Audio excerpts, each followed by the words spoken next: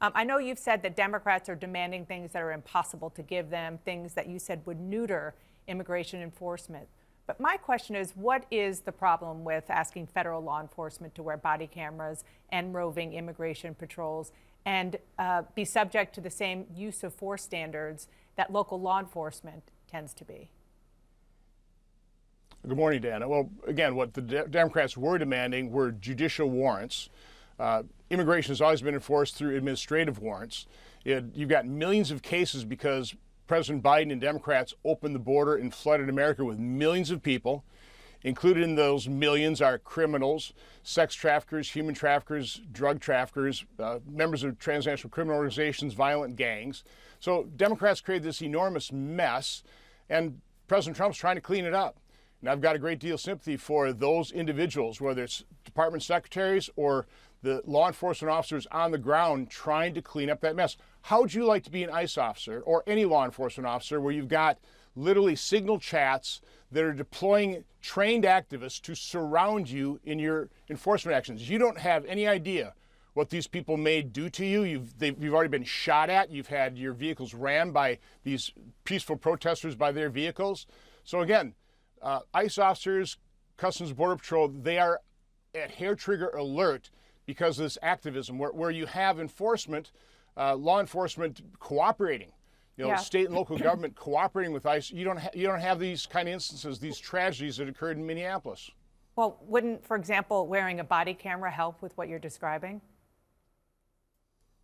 Again, I don't have a problem with that personally, but that's not what I heard Democrats were demanding. Their primary demand was judicial warrants. Well, let me ask you about that. Which is completely unacceptable. Now when they've flooded the border with millions of people, you've got to do that through administrative warrants. Okay, let me ask you about that, because it is one of the things that Democrats want to require. They want to require immigration agents to get warrants signed by judges before executing arrests or searches instead of those administrative warrants.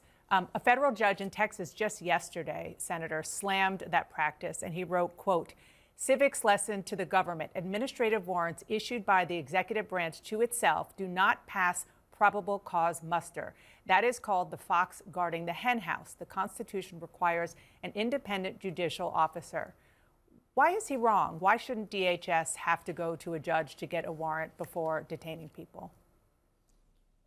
Because this has to do with immigration law. It's, again, I'm not a lawyer, but again, this is immigration law that has always been adjudicated through the administration, administrative judges. And particularly when you have the Biden administration, Democrats opening up the border and flooding America with millions of people. We've got millions of cases backlogged. We're talking about general criminal law. You're talking probably hundreds or thousands of cases. We have millions of cases. So demanding judicial warrants is their sneaky way of basically neutering our ability to enforce our immigration laws. Should there be any limits? They already neutered it. Go ahead.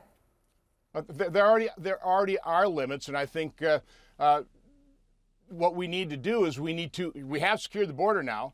We need cooperation, state and local governments, when they've detained a criminal that's committed violent crimes, whatever, they need to notify ICE and leave that individual in jail so ICE can pick them up in the jail where it's safe for everybody concerned, as opposed to sanctuary cities and states that don't cooperate with ICE, release illegal immigrants that have committed crimes to further prey on their societies. Senator, I think part of the issue has been that ICE is casting such a wide net to include many, many people who don't fit the description that you just made about, hardened criminals. And that is causing problems with regard to these administrative warrants. Do you see that as a potential issue? So of course, Tom Homan now is dedicated to targeting the criminals. I have a great deal of sympathy for, again, the secretaries, the people charged with cleaning up this enormous mess. Is it perfect? Absolutely not. Can things be tightened up? Sure.